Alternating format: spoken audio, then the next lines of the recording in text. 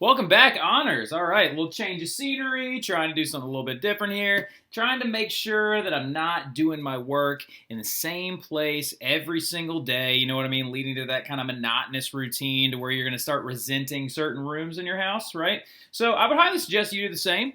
And also, no editing on this video. We're just going to kind of finish up talking about imperialism or Western imperialism in Eastern areas, also referred to as New Imperialism by many historians as well as the historical community today, because a lot of times there's this big conflict between, was colonialism still a thing under imperialism? Was colonialism always imperialism? Is imperialism now just new blah, blah, blah, blah. But what you need to know is that we just got done talking about new imperialism in China by the British. We're about to talk about British imperialism in India. And then we're going to talk about this thing that was called the Scramble for Africa. Now, unfortunately, I do not have the kind of time to talk about the Scramble for Africa really in depth, which really, really gets me. I am going to include some links to some really solid videos, though, that I think that y'all should watch because they are super important, I think. And maybe we'll bring it back up later on when we talk about imperialism leading into World War I and some different things like that. But I kind of chose to go really in depth on the imperialist actions in China as well as India in this sense. So let's keep going though. But as we already know, the British are also going to end up taking over India. Now, the British imperialism in India has been around since the 1600s. Remember when we were talking about exploration, and I don't know what it was, but like Isabel Adams and Brittany Berrettini to my left in class knew exactly what a Raj was whenever we were talking about the Europeans going in to India, and early on they integrated themselves into society by making alliances with India's fragmented society, because no one truly led India from a centralized government perspective. There have been multiple empires that existed in India throughout its history, including that of the Mughal Empire, which was the dying one during the 1600s, which was actually losing a lot of territory. There was another one that a guy named Ashoka led over. I think it's the Gupta Empire. Let me double check that. Gupta Empire. Yep, the Gupta Empire led by a guy named Ashoka, which was a very, very, very cool ancient Indian empire. And so, but India is characterized by stratified states led by princes or rajas. So when the British East India Company went in 1600, specifically created for the going in pursuit of spices and other goods, they would make these alliances with these Rajas and then integrate themselves into society. Now, as the years progressed, though, the British began to settle into India and slowly work their way further and further in. And they're going to take advantage of India because they're fragmented by cultures, local princes, and stuff like that. But again, why India? Why India? Why did the British choose to directly take over India eventually, to the point to where it was no longer the British East India Company running them? It was literally the English crown. So jot this down really quick. Up next to the title, India was considered the crown jewel of the British Empire because it was their most money-producing area. And a lot of people always ask, well, why was India the one to fall subject so hard to British imperialism, direct British imperialism? A lot of it is very multifaceted. But if I had to break it down into a couple of reasons why, one of them includes a very, very, very, very great climate for production and the growing of certain things they needed. Okay, so the climate in India lent itself to them being able to grow cotton there very quickly and very efficiently, even though it was only kind of short-lived because America became like the cotton supplier of the entire world, to grow opium when they wanted to sell it to the Chinese, and to grow a lot of different other things. Sri Lanka actually became a huge area for growing tea, and it still to this day produces most tea. And Sri Lanka is a small island right off the coast of India. If I have a second, I'll throw a map up here so you can see where Sri Lanka is. But that's a big part of it, creating a sustainable plantation economy. Second of all, because they're so fragmented, it would be much easier for them to take over, make alliances with local Rajas, and work your way in. And the third, and I think the most, maybe not the most important, but still extremely important reason why the British chose India is due to the fact that they also saw a burgeoning market. So China was a little bit different from India because they had been economically centralized government led by an emperor in several different dynasties and economically very self-sustaining for a long period of time. Now, granted, they weren't modern, but they were still very economically independent. Whereas India wasn't like that. India was led by these different Rajas and these different provinces, and most of the people were still just peasants that lived there.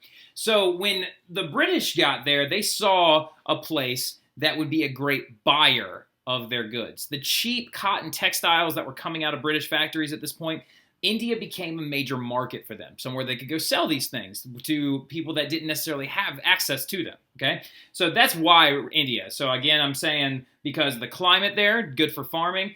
Second of all, because of the fragmented society. And third of all, due to the fact that they became a good international market. So they're going to start pushing in, though, and they're going to start trying to enact direct rule, or not direct rule, but they're going to start trying to be more heavily involved in India. So Britain's going to take a soft-handed approach early on to India, and they're going to do this thing known as indirect rule. Now, indirect rule is when you would leave a local ruler in charge. So you would pay them money, create this alliance, right, to a Raj, and that Raj would supply you with workers or soldiers or conscripts, or a soldier and a conscript are the same thing, but they would supply you with everything that you needed to be able to function there. Port documents, prevention of other European powers trying to get inside of there, because India was actually, it was not just the British who wanted India. The French wanted India, the Dutch wanted India, the Portuguese, as we remember, wanted India for quite some time, but the British are going to be the ones that take over the entire subcontinent.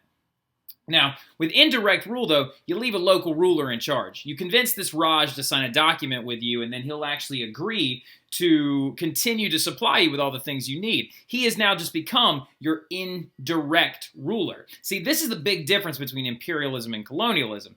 Indirect rule is when you leave a local ruler in charge. So since you're paying this Raj to now function as a small imperialistic territory for you, you are now indirectly ruling that Indian sub area, right? Because at one point there was less than 1,000 British rulers that lived in India, but there were 300 million Indians under their control.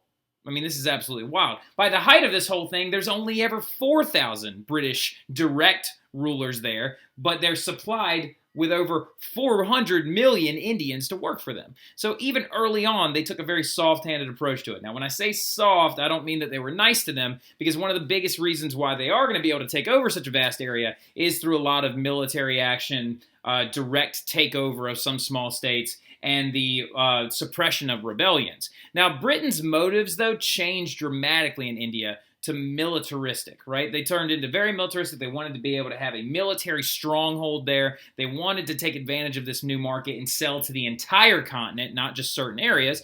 And they also wanted to use them as this mass production grower of new materials, new raw materials. So they could put those raw materials from India into their factories and make even more cheap cotton textile production kind of things. So, as you can see, though, the British are going to end up coming in and taking over the entirety of the Indian subcontinent. Now, when this happens, a couple of good things came along with it. Britain, ironically enough, did help some people in Indian society. Not a lot, not in a good way. Well, in a good way, yes. They tried to get rid of some things that we deem even to this day as negative, but it's overwhelmingly bad at the same time. So the good things they did were really only like 3 or 4 of them. Britain used Indian trade to try and make money. So if you're making money and you're leaving indirect rulers behind, that means many upper-class Indians are going to benefit from this trade. When India fell completely under British government control, when they dissolved the East India Company eventually, because remember, the East India Company died and was dissolved under Queen Victoria. Queen Victoria, let me see, the East India Company. Let's see what year it actually kind of finally perished.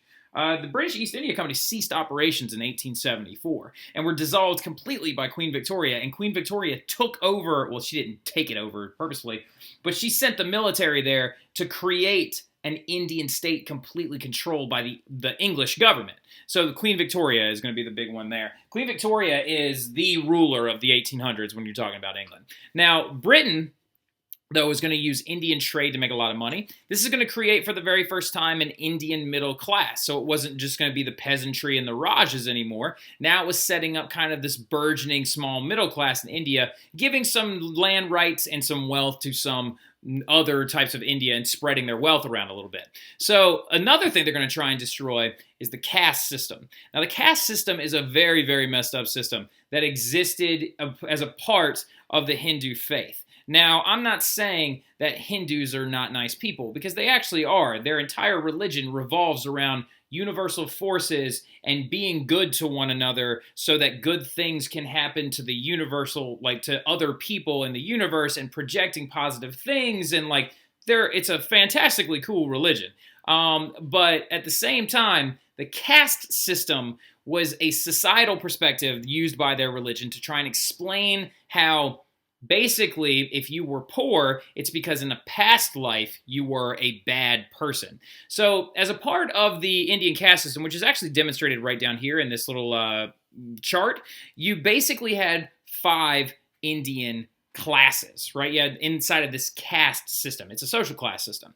And as according to the Hindu faith, where you were on that class system was where you were in your spiritual journey, your universal spiritual journey. Your goal was eventually to reach the highest class up here, which was a Brahmin, a priest, and a teacher. No big deal. I'm not a priest, but in the Hindu subculture, or in the Hindu culture, if you were a priest or a Brahmin, that must have meant that in your past lives, because they believed in a concept known as reincarnation. When you die, your soul returns to Earth. Depending on how you were in that past life is where you're going to end up in this next social class. So if you were a Brahmin, that means you lived several good past lives and you were able to kind of keep niching your way up the system. And if you led your great life as a Brahmin and you did what you were supposed to do, your ultimate goal was that of union with their universal god known as Brahma. All right, so that is the principle of the caste system within the Hindu culture before the British got there. But here's where it's messed up. Let's say hypothetically we got Ali Marcus, who's a Brahmin in India, right? She's a Brahmin in India. She's a priest, or she's a teacher. Well, ironically enough, y'all couldn't have been because you were women, but we're not going to get into that right now. Brahmins, right? And she was a Brahmin, but she was shady, right? She was being mean to people.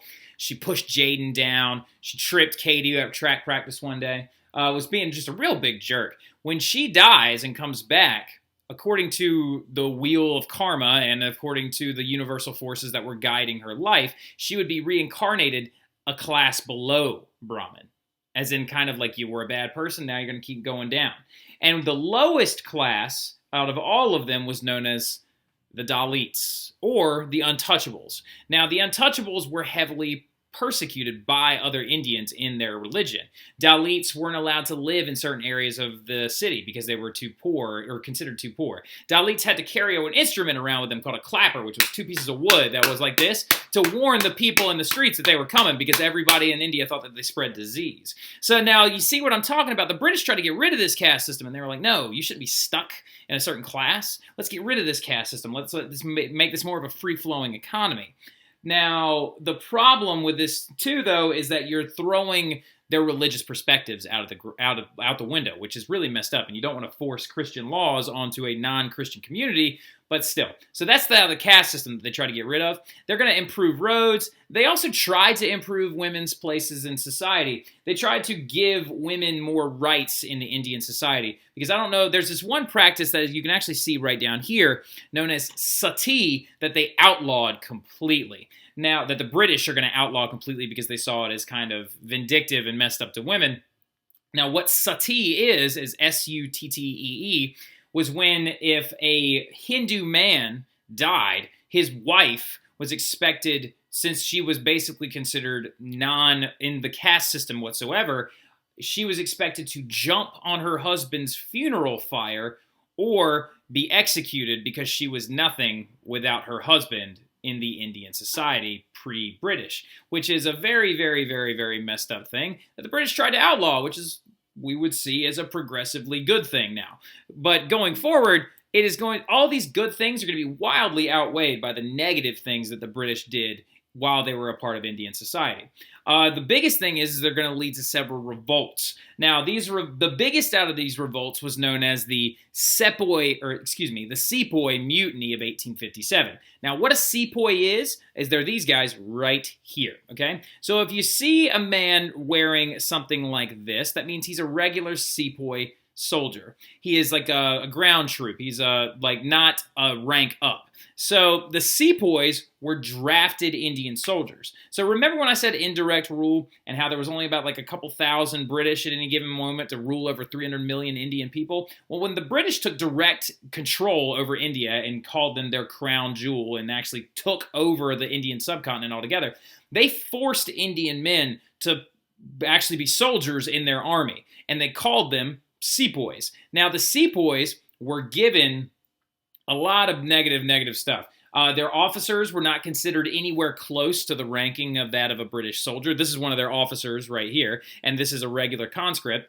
Now, their officers were usually coming from high-ranking noble families, and what they found out is that if something happened to them or they died outside a foreign land, that their land would be stripped from them and then given to just a peasant class, which they were not having. They were not okay with that at all. They wanted the land that was a part of the original caste system to stay within their family, and so that, of course, as you can see, the caste system regulated a lot of things before the British showed up, so it wasn't negative that they got rid of it like that. They should have got rid of it in a much more progressive and slower fashion. Now, but one of the biggest reasons why the Sepoy Mutiny is going to break out is just a lot to do with negativity from the Sepoys towards their British captors, we could call them in a sense.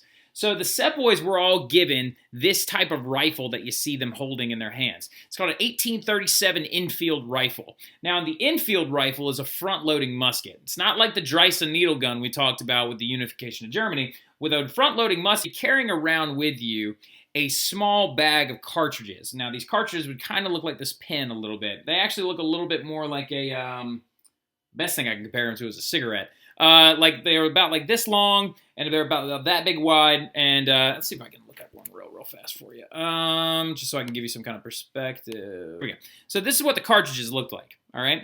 So now these cartridges came pre-packed and pre-loaded with all the parts necessary to be able to load your Enfield rifle with. And as you can see, the secret that preceded the Indian Rebellion. All right, so this is what we're getting into right now. You see these cartridges, right? So inside of that cartridge was gunpowder. I wonder if I can find a diagram for it. Here we go, yeah. Inside of that cartridge right there was gunpowder, a bullet, grease on the back end, and it was all inside of a paper case. Now, as you can see, an Indian soldier would have to put this thing in their mouth, tear it open, pour it all down in there, take the ramrod, and then actually jam all that stuff down, pull it back up, be able to shoot it. Now, of course, they would use the paper as wadding and stuff like that, but here's the big key thing right here. Putting that cartridge inside your mouth. So a rumor had started to spread all over the Indian subcontinent that those cartridges were sealed with this stuff called tallow. And tallow is a mixture of pig and cow fat. Now, not only did you just offend one religion in India, but you've now officially offended two of them. Because Muslims that live in the northern India subcontinent believe that pigs are an unclean animal and they don't eat them, so it's violating their religion there. Hindus that you recruited to be sepoys believe that cows are sacred animals and that they should not be eaten, disturbed, or imbibed. So you just offended two of them. This rumor wasn't necessarily true. We don't really know what they were sealed with at the time, but it might not necessarily have been true, but this rumor still spread, leading to a lot of hysteria and a lot of negativity and a lot of negative views of the Sepoys against their captors, and they're going to start kind of revolting against their officers. They're going to refuse to do firing drills. They're going to refuse to do a lot of stuff. Some of them end up being hung, some of them end up being killed, and then this leads to a massive revolt that takes place throughout all of northern India, and it's going to be suppressed, though, big time. The British show up, and they massacre the sepoys in their mutiny. And the British used cannons and more advanced weaponry to do this thing. And they also did this really messed up thing to kill a lot of to execute a lot of the officers that led the revolt. They actually did this thing called the blowing of the gun, where they would strap the person to a cannon and then fire the cannon. as an execution form. Now, these are going to end up all over British newspapers back in Great Britain, and it's going to lead to just massive disgust from the British people, leading Queen Victoria to actually dissolve the East India Company after all this mutiny and these other things like that, and her taking over India directly as a government.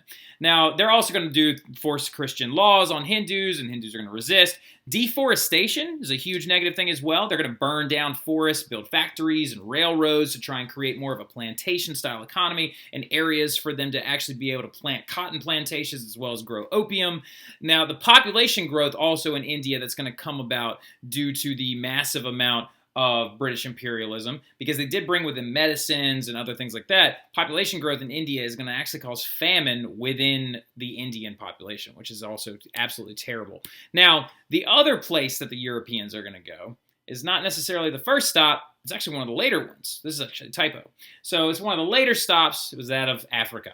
So Africa was going to be one of the later areas to fall subject to imperialism as well. China being one of the best early examples to discuss. India had been falling subject to imperialism since the 1600s, so they're a very good one to discuss as well.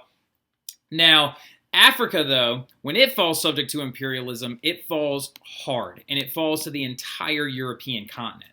Now, European contact in Africa, as we already know, isn't a new thing. You know, Europeans had been in Africa for quite some time, ever since the pre-Columbus area in 1457, I believe it's 1457, Vasco da Gama navigated completely around the Cape of Good Hope and found his Portuguese trade route all the way to India. Speaking of being back in India, let's look that up really quick. Vasco da Gama, it says 1497. Did I say 57? I did say 57. So, yeah, he's going to find that trade route back in 1497. So, Europeans, though, they want to begin to explore the uncharted areas of Africa, because everywhere that anybody in Europe had gone in Africa was on coastal ports, usually to pick up slaves, sugar, and other goods from Africa that they wanted to sell. Now, Europeans, though, they want to chart the uncharted areas of Africa. They want to explore the other places, known as the interior, which they have heard from other Africans is packed full of other raw materials, because it's dense rainforest, so something out there has got to be growing out there that they want. One of the biggest items that they knew was out there, though, was ivory. Ivory, of course, being that of elephant tusks, and they already knew that those animals existed inside the continent. The problem was they couldn't get there. They didn't know how to get there without dying. They couldn't navigate the rivers because the rivers were at so many rapids, waterfalls, and the terrain is so bad in Africa, it's very hard to navigate it easily by river, but the steamboats are going to change that, and it's going to make it very easy to navigate up. And if you hit rapids, they would build railroads around the rapids so the steamboat could be picked up, moved around it, so they could have a train that would transport goods around the rapids, and then another steamboat would be waiting for them at calm, tranquil water, and they would just keep chugging on the way up. Maxim guns was a big thing as well. Whatever happens, we have got the Maxim gun, and they have not. A Maxim gun is, of course, the very, very first fully automatic machine gun. As in, when I say fully automatic, you can pull down on the trigger, and it's and it's just letting off rounds constantly. Now, the Maxim gun is going to be a big, big contributor to the colonization of Africa later on as well. And then also, medicine is going to be a big thing as well, when we talked about it earlier with quinine medicine. Now, Europeans are also going to have little to no trouble acquiring any part of Africa that they absolutely want, the worst of all being the Belgian conquest of the Congo. Now, this is Africa in 1870. So looking at Africa, you've got all these different people control these different areas. You got down here, you got the Dutch and the British after, in the Transvaal and the Orange State. That's a whole nother thing we could talk about. The Boer Wars. And then you've got all these areas. The Portuguese control this, but look at it. It's all on the coast. And this is in 1870. This is what it looked. And then in 1884, the Europeans are literally scrambling for Africa. They are rushing in as fast as they possibly can to try and grab up stuff after all these new technologies that came around. The steamboats, the quinine medicine, the fully automatic guns to be able to suppress any Africans that they come into contact with. Because imagine thousands of Africans running at 2 Maxim guns, and those Maxim guns have thousands of rounds that they can just let off, but all the Africans have is wooden shields and spears. You're they're gonna lose that fight. And in 1884, the Berlin Conference was held by your boy Otto von Bismarck. Ooh, this is another one of his kind of negative things that we don't like to talk about. Now, in 1884, he holds the Berlin Conference, which was a meeting in Berlin to split up the territory in Africa. No African officials were invited whatsoever. Not a one. All of them were just European white guys meeting up in a big room to discuss how they were going to divvy up an entire continent full of millions of people. By 1904, almost the entire continent of Africa was owned by Europeans. There were only two places outlined in green, right here and right here, not green, gray, right here and right here, that were not going to fall subject to European imperialism in Africa. So over 90% of Africa is owned by Europeans, all leading up to 1914. The two areas are actually Liberia, because that was colonized by freed American slaves, and the United States refused to let anybody have that. And this area right here, Ethiopia, because Ethiopia was actually on, most of the Ethiopian areas were on top of high mountains, and the Ethiopians had already traded with Europeans before, had access to guns, and they were like good at preventing people from coming up and actually taking anything from them. So now, if you look at this bad boy, Otto von Bismarck had a plan the entire time, and his plan was that if you own major coastal area, it's like a piece of pie. You kind of get to go all the way down into the center, and that was what the British, the French, the British got this as well. Germany is going to get some areas right here along Germany, East Africa and Southwest Africa, Cameroon as well. So a lot of these different areas, but this one by far was the worst one. The Belgian Congo, Leopold II, terrible person. Now, anyway, going forward though, the biggest negatives of imperialism as well, going off the example of not only Africa, but all the examples that we've talked about up to this point. Many African nations are going to refuse. They're going to refuse, and they're going to lead revolts. And this did not make Europeans use force. They just did. That is a terrible word. I don't want you to write that. The Europeans would use force to kill many of these natives. There was one really big example of a battle where 5,000 Africans went up against 50 British guys and 4 Maxim guns. And 90% of the Africans were killed by 50 British guys and 4 Maxim guns. And not one of the British men were even, I think one of them was hurt because he fell off his horse. So land was taken from native tribes that had lived there for over thousands of years. Religions and social structures are going to be destroyed. There are now African tribes and languages that don't exist anymore because Europeans eradicated them as a people. Now, paternalism and racism is going to be another big problem that comes along with the imperialistic nature of Europe during this time period. Big way to... Let me explain paternalism real quick, and then I'll explain how this phrase is actually a good way to explain it. Paternalism is this idea that the Europeans were cultured, knew better, and their job was to go out there and save these savage peoples from themselves. Now, this is a disgusting view that actually was popularized during the 1800s because a lot of Europeans had heard from writings like The Descent of Man, as well as The Origin of Species by Charles Darwin, that, white people are the epitome of race, which we know to be absolutely false today, but they're going to use this as this idea of paternalism, this paternal view of Africans, like they are lost children that don't know how to get by, and they need the guidance of Europeans to bring them into the light of not only Christ, but also of modernization, which is disgusting. And one of the ways to explain that was this thing written by Rudyard Kipling. It was known as The White Man's Burden. White Man's Burden, I believe, was a poem, because Rudyard Kipling was a poet. Yeah, there we go. Yeah, it's a poem. Now, this poem was trying to explain how it was the responsibility of Europeans to save that of the African souls, but it's absolutely ridiculous. Now, fun fact, though, Rudyard Kipling also wrote another story because he's British, where did the British also take over? India? Guess what story he wrote about a lost jungle boy, lost Indian jungle boy being raised by animals and the beauties that he thought India was. The Jungle Book. Rudyard Kipling also wrote the Jungle Book. And then the last one, though, Social Darwinism. Social Darwinism was a perspective that was adopted by people who took the ideas of Charles Darwin on evolution and twisted and contorted them to fit their needs. And social Darwinism is the idea that strong societies survive and weak ones must fall, which is also disgusting and racist. So anyway, I think that's it right there. Yep, I believe that's it. And yep, so that's imperialism for you. Glad you guys could kind of come and enjoy me on my couch talk. It was a lot more chill and calm today. I kind of enjoyed it though. So let me know what you thought in the comments. I'll leave a description link in there as well if you're interested in this imperialism stuff. You can go look up some or watch the video on the Belgian conquest of the Congo. But I'll talk to y'all soon. Y'all have a good one.